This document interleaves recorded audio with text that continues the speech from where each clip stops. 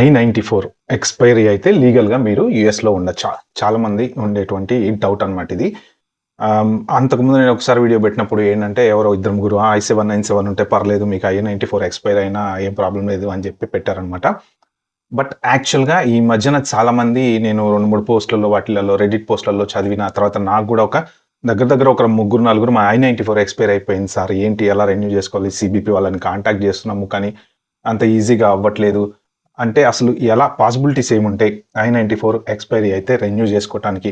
మీరు లీగల్‌గా I-94 మీది ఎక్స్‌పైర్ అయిపోతే అమెరికాలో ఉండొచ్చా? ఆ పర్టిక్యులర్ టాపిక్ మీద ఈ వీడియో అనమాట. సో వీలైతే ఒక లైక్ ఇవ్వండి. మీకు ఎవరికైనా కావాలంటే షేర్ చేస్తాను, షేర్ చేయండి. ఇంకా సబ్స్క్రైబ్ చేసుకున్న వాళ్ళంటే చేసుకోండి. I-94 compulsory very very important document అనమాట. మెయిన్ యాక్చువల్‌గా ఎవరైనా సీబీపీ వాళ్ళు గానీ ఎవరైనా ఇమిగ్రేషన్ చెక్స్, ర్యాండమ్ చెక్స్ అలా ఎవరైనా ఆపినప్పుడు ఫస్ట్ వాళ్ళు చెక్ చేసేది ఏంటి అంటే మీ లీగల్ స్టేటస్. మీ లీగల్ స్టేటస్ అనేది రకరకాలుగా ప్రూవ్ అవుతుంటది. ఒకవేళ మీ పాస్‌పోర్ట్‌లో గనక స్టాంప్ ఉంది. మీరు పాస్‌పోర్ట్ పట్టుకొని తిరుగుతున్నారనుకోండి. మీ పాస్‌పోర్ట్‌లో ఉండేటువంటి వీసా స్టాంపింగ్ ఏదైతే ఉందో అది జస్ట్ కేవలం ఎంట్రీ, ఎగ్జిట్ పర్మిట్ మాత్రమే. అంటే మీరు యూఎస్‌లోకి రావచ్చు, యూఎస్‌కి నుంచి బయటకెళ్ళొచ్చు, మళ్ళీ రావచ్చు. ఇలాగ కేవలం జస్ట్ అదొక ట్రావెల్ టికెట్ లాంటిదనమాట. సో అది మీ లీగల్ స్టేటస్ అనేది కాదు. ఓకే. అది ఫస్ట్ వెరీ ఇంపార్టెంట్ థింగ్ అందరికీ తెలియాల్సింది. నెక్స్ట్ ఇంపార్టెంట్ థింగ్ ఏంటంటే మీ స్టేటస్ అనేది ఒకటి మీరు ఉన్నటువంటి ఫర్ ఎగ్జాంపుల్ ఇప్పుడు మీరు H1 వీసా మీద ఉన్నారనుకోండి. I-797 మీ వ్యాలిడ్ స్టేటస్. దాంతో పాటు మీరు లీగల్‌గా అమెరికాలో ఉండేది I-94 ఈ 2 వెరీ ఇంపార్టెంట్ అనమాట. మీకు ఈ 2 ఎక్స్‌పైరీ అవ్వకుండా ఉండాలి. ఓకే. దీంట్లో చాలా రకాల పాసిబిలిటీ ఉన్నాయి I-94 ఎక్స్‌పైరీ అవ్వటానికి. అలా ఎలా అవుద్ది? I-797 రెన్యూ చేసినప్పుడు నాకు ఆటోమేటిక్‌గా I-94 రెన్యువల్ అయిపోద్ది అని మీరు అనుకుంటారు గానీ, బట్ దాంట్లో ఉండేటువంటి పాసిబిలిటీస్ చాలామంది ఎలా ఎక్స్‌పెక్ట్ చేస్తారంటే మీకు ఒక చిన్న ఎగ్జాంపుల్ జరిగినటువంటి సంఘటన చెప్తా. I-797 రెన్యూ చేసుకున్నారు ఒకళ్ళు ఫర్ ఎగ్జాంపుల్. ఏది 3 ఇయర్స్‌కొచ్చింది. ఇండియా ఎళ్లారు. ఇండియా నుంచి వెనక్కొచ్చారు. వెనక్కొచ్చిన తర్వాత వాళ్ళు ఆబ్వియస్లీ I-94 సీబీపీ ఆఫీసర్ ఇచ్చేస్తారు. తీసుకున్నారు, వెళ్ళిపోయారు. ఫైన్. కొన్ని రోజుల తర్వాత చూస్తే I-94 వాళ్ళ పాస్‌పోర్ట్ ఎక్స్‌పైరీ అయిపోయింది. I-797 ఇంకా స్టిల్ వ్యాలిడ్ ఉంది. నెక్స్ట్ ఇంకా ఫర్దర్ 1.5 ఇయర్ వ్యాలిడ్ ఉంది. పాస్‌పోర్ట్ ఎక్స్‌పైరీ అయిపోయింది. పాస్‌పోర్ట్ రెన్యూ చేసుకున్నారనమాట. యాక్చువల్‌గా I-94 ఏదైతే ఉందో అప్పుడు చూసుకుంటే వాళ్ళకి అర్థమైంది ఏంటంటే ఆ పాస్‌పోర్ట్ ఎక్స్‌పైరీ డేట్ ఏదైతే ఉందో ఆ డేట్‌కి I-94 వచ్చింది. అంటే ఇప్పుడేంటి ఆ I-94ని వాళ్ళు రెన్యూ చేసుకోవాలి. అది వాళ్ళు చూసుకోలేదు. పాస్‌పోర్ట్ ఎక్స్‌పైరీ అయింది. రెన్యూ చేసుకున్నారు. అంతా అయిపోయిన తర్వాత ఎప్పుడో తీరిగ్గా చూసుకుంటే I-94 ఎక్స్‌పైరీ అయిపోయి చాలా రోజులు అవుతుంది. ఇలాంటి సిట్యుయేషన్స్ జరుగుతాయి అన్నమాట.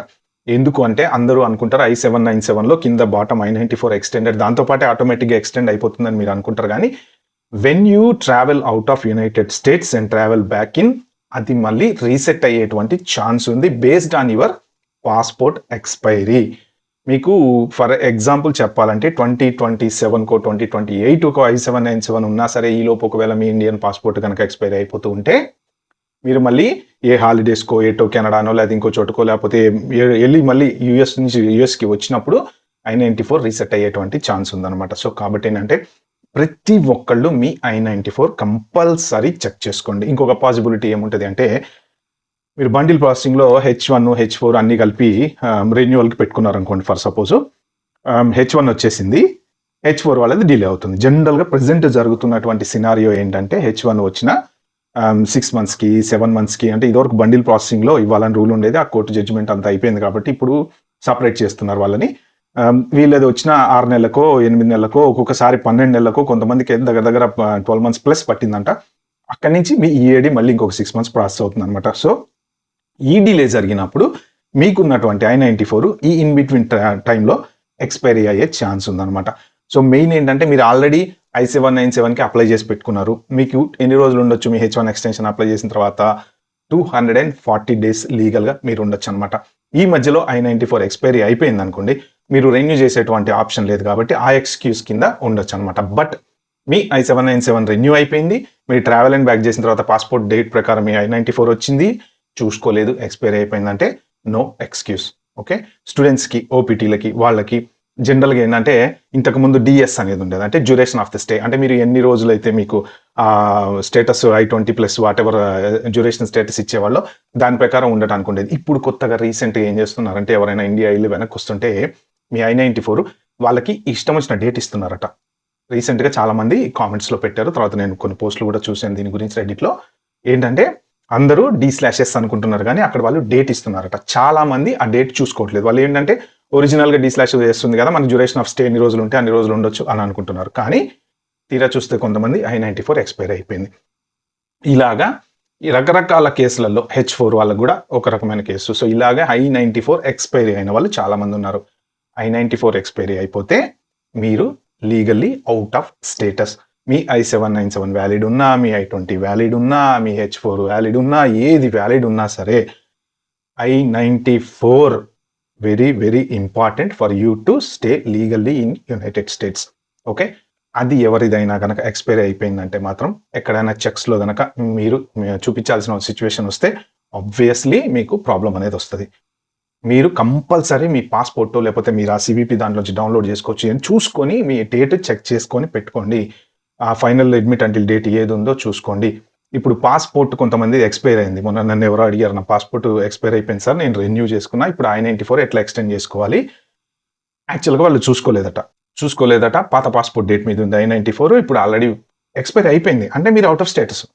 ఇప్పుడు 2 నెలల తర్వాత పోయి ఎక్స్పైరీ అయిన దాన్ని చేసుకోవాలి అంటే ఉండేటువంటి ఆప్షన్స్ ఏంటంటే, ఈజియెస్ట్ ఆప్షన్ వచ్చేసి మీరు ట్రావెల్ బ్యాక్, ట్రావెలింగ్. అందరూ చెప్పేది ఈజీ ఆప్షన్ ఏంటంటే మెక్సికోకు పోయి వెనక్కి రావటము, కెనడాకు పొద్దున పోయి సాయంత్రం రావటము.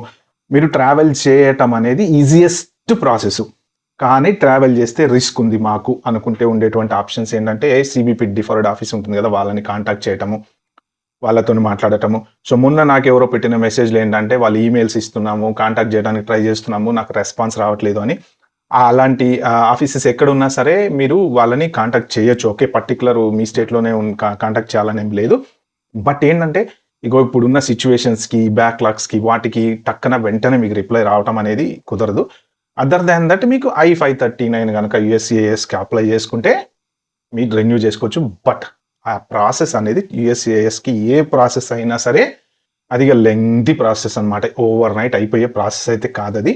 ఏది ఉన్నా సరే ఈ I-94 అనేది మీరు మోస్ట్ ప్రాబబుల్లీ మీరు కొంచెం ముందే అడ్వాన్స్డ్గా ఒక 2 నెలల ముందో 3 నెలల ముందో అయిపోతుంది అనగా, లేకపోతే అట్లీస్ట్ ఒక 5-4 months 6 months ముందు అయిపోతుంది అనగా రెన్యూ చేసుకోవడం మాత్రం బెటర్ అనమాట. ఎందుకంటే పొర్రపాటున 1 day ఎక్సీడ్ అయినా కూడా అవుట్ ఆఫ్ స్టేటస్ అయిపోతారు. అవుట్ ఆఫ్ స్టేటస్ అయిపోతే మీకు డిపోర్టేషన్ ఛాన్సెస్ ఉన్నాయి. ఎందుకంటే ఎక్కడైనా ఇమిగ్రేషన్ చెక్స్ జరిగినప్పుడు కనుక మీ I-797 వ్యాలిడ్ అంటే నాలెడ్జ్ ఉన్న ఆఫీసర్ ఎవరైనా తగిడారనుకోండి, మీకు ఇమిగ్రేషన్ చెక్ చేసినప్పుడు, ఇప్పుడు ఆఫీసులకు కూడా వచ్చి చెక్ చేస్తూ ఉంటున్నారు కదా, USCIS వాళ్ళు, FDNS వాళ్ళు వచ్చి చెక్ చేసినప్పుడు నా I-797 ఇది వ్యాలిడ్, నాకు ఇంకొక 1.5 year ఉంది, సరే I-94 తీసుకురా అన్నారు అనుకోండి.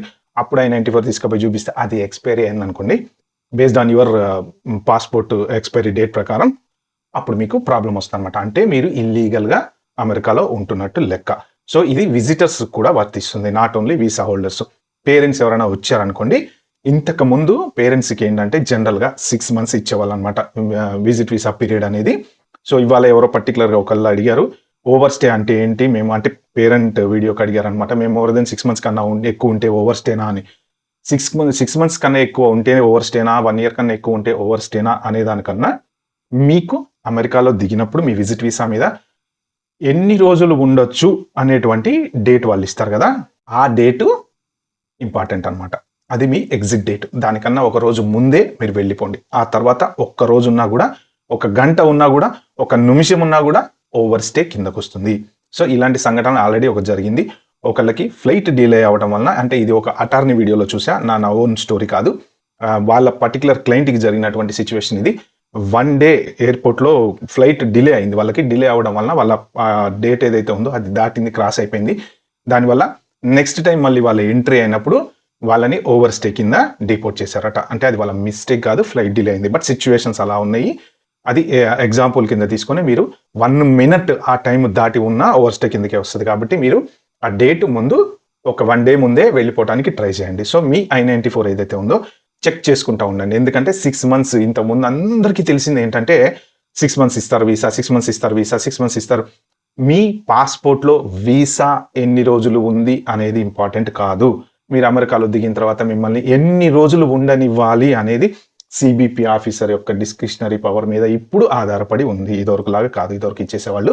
ఇప్పుడు వాళ్ళు నెల ఇవ్వచ్చు, 2 నెలలు ఇవ్వచ్చు, 6 నెలలు ఇవ్వచ్చు. అంటే మీకు జనరల్గా మ్యాక్సిమం అయితే 6 నెలలు ఇస్తారు విజిటర్స్కి, అంటే పేరెంట్స్ ఎవరి దగ్గర వెళ్ళే పిల్లలకు అది తగ్గిస్తున్నారు. ఎందుకు తగ్గిస్తున్నారు?